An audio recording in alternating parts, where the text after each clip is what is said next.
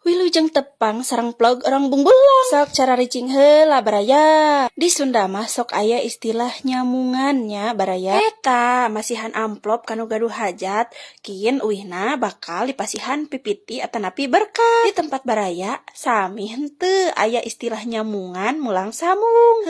Kadang lamun keur bulan-bulan hajat teh sok lalieur.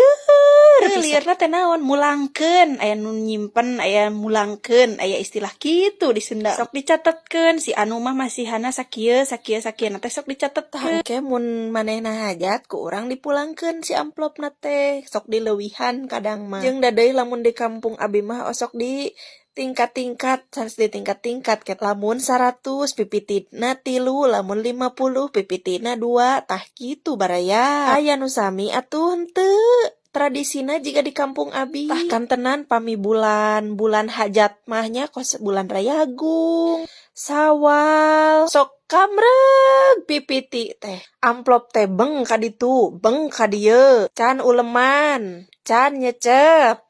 Pokona mah pasuliweur we eta amplop anu init ka kidul, nu ka kaler, nu ka kulon. Tapi da meureun atuh tos ilaharna pami di kampung urang mah. Komo geus datang pipiti ti heula mah. Heg encan mere atuh kuntang kinteng neangan jang eusi amplop. Leheung pas aya amplopna. Eta pas eueuh heula mah osok dibungkus we ku kertasnya baraya. Tos beres pernyamunganana tah ayeuna mah bagian anu gaduh hajat mulang samung. Tah mun peuting teh ibu-ibu teh sok bagian begadang, ieu teh kadang nepikeun ka sasusubuh, begadang bungkas-bungkus ngawadahan jeung eusi pipiti. Diitung dikolasikeun terus we urang bagikeun baraya.